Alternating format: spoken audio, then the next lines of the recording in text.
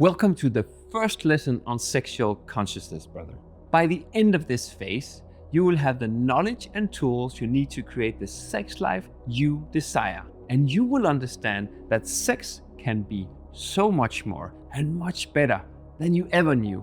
I'm pretty sure you're going to wish you'd known all this a lot earlier, because sex really matters to us men. A large international survey of more than 12,000 people showed that 91% of all men said that sex, from attraction to foreplay to orgasm, was important in their lives. In our day-to-day lives, research even shows that couples who have sex regularly report lower stress and better emotional well-being afterward. Other studies have shown that sexual satisfaction is one of the strongest predictors of overall relational satisfaction for both men and women. And it's not just about pleasure, it's about connection, confidence, and meaning.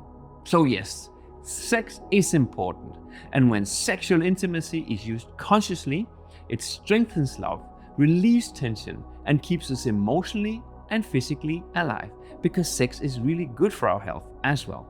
Regular sexual activity is linked to improved cardiovascular health, a stronger immune system, and a lower risk of certain cancers. You could go as far as calling sex a love drug, because during sex your body releases a cocktail of hormones and neurotransmitters, endorphins, oxytocin, dopamine, and serotonin that boost your mood, relieve pain, and create that unmistakable sense of calm and euphoria. And these chemicals don't just make you feel good, they bond you to your partner. For a while, the world quiets down and you just feel connected, happy, and alive. All is good. And if we look beyond biology, sex can act as a healthy mirror of self-worth. The attention, the touch, the feeling of being wanted can feel deeply validating, especially for the man who doesn't often feel seen or loved. In that moment, he really feels like a man. He feels powerful, desired, and alive. But for something that affects us this deeply, most men walk into adulthood with almost no real education about sex and their own sexuality. Yes, we've done it, watched it, chased it, joked about it for most of our lives. But if we're honest, few of us truly understand ourselves sexually, and we understand women even less. Most of us learned about sex from bragging stories told by friends and watching porn. The average boy today is exposed to porn at around age 11 or 12. Long before he's emotionally ready to understand what he's seeing. Studies show that over 90% of adult men have watched porn, and about 3 out of 4 men use porn regularly. The obvious problem with that is porn does not reflect how sex works in real life. And then there is the whole making love thing, connecting emotionally and not just physically. That's very rarely displayed in porn. We were never taught to connect in that way, neither to ourselves nor to our sexual partners. Best case, we have some limited idea of what to do, but not how to feel. It's actually very interesting, because when it comes to learning other things that are important to us, like driving a car or playing football, we know we need to be taught, so we study hard and work to become better and more skillful. A big part of the problem is that we don't know what we don't know. Most of us men think we understand sex because we don't understand there is more to it. And there is a good reason for that lack of knowledge, because most of us don't talk about sex in detail with anyone, not even our partners. There is unfortunately some sort of shame or taboo around sex that makes talking about it difficult. And on top of that, we want other men to think that we are great in bed and we have everything under control. We want to be real men, so we don't talk and have no idea how our sex life compares to others. That is why we're going to build a healthy and solid foundation regarding your sexual awareness as we progress in this phase. Let's start with some statistics so you know what average looks like. But as I go through these numbers, bear in mind that average and normal is not the same. It's perfectly normal to be above or below average. We're all different. Okay, let's dive in. Across large international studies, The average couple has sex about once a week. In new relationships, it's often 2 or 3 times a week. But after a few years, that number drops. That doesn't mean desire has disappeared. It usually just means that life happened. Children, stress, work, routines, all the real world things that make up a shared life. Basically, you can say that younger couples in younger relationships have more sex than older people in older relationships. So if you are in a relationship but don't have sex every other night, you're not falling behind. You're normal.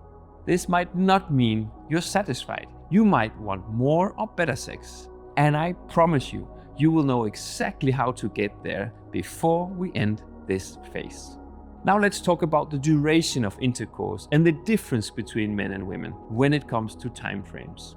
A man reaches peak arousal and readiness in under 3 minutes on average, and various research has found that the average time from penetration to ejaculation for a man is between 4 to 6 minutes.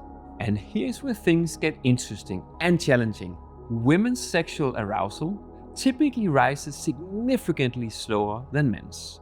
It typically takes 15 to 20 minutes of sustained stimulation, touch, or emotional engagement for her to be ready for penetration.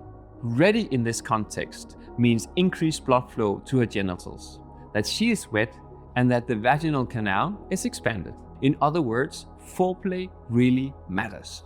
When it comes to climax for a woman, it takes around 20 to 30 minutes in total from the beginning of foreplay to reach orgasm. Part of that time may include penetration, but the truth is that most of her orgasmic buildup happens before penetration or alongside gentle, connected penetration. So if a man acts fully on his instincts, he would be over and out, literally, before his woman even gets started. And that is often the case. That difference between male and female arousal explains much of what researchers call the orgasm gap, which refers to the fact that men reach orgasm in roughly 90 to 95% of sexual encounters, while for women it's closer to 60%. That means that more than 1 in 3 women do not climax during sex with their partner, not because she can't, but simply because we don't take the time, don't create the connection, or simply don't have enough tools in our toolbox to find a way to help her get there. Knowing well that this might trigger performance anxiety for some of you, I want to repeat what I've just said. Before this phase is over, that toolbox is full, and you know how a woman's body and mind typically works in a sexual context. So relax. I'm also not saying that a quickie is always out of the question, but ideally that would happen when she had already started making love with you in her mind before the act itself starts, so she is ready for you. Now that you understand the basics of partnered sex, we also need to look at the part most of us men keep fully private. What we do when we're alone. Masturbation. When we don't have a sexual partner, that's all the sex we have. And even when we have a partner, masturbation is very normal.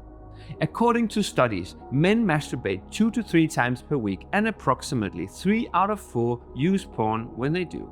Most women masturbate too, but less frequently. Only 1 in 4 women use porn, and more women than men never masturbate. While only 10% of men don't masturbate, the same number for women is 25%. How often we masturbate when we're in a relationship depends a lot on the gap between how often we would like to have sex and how often we actually do.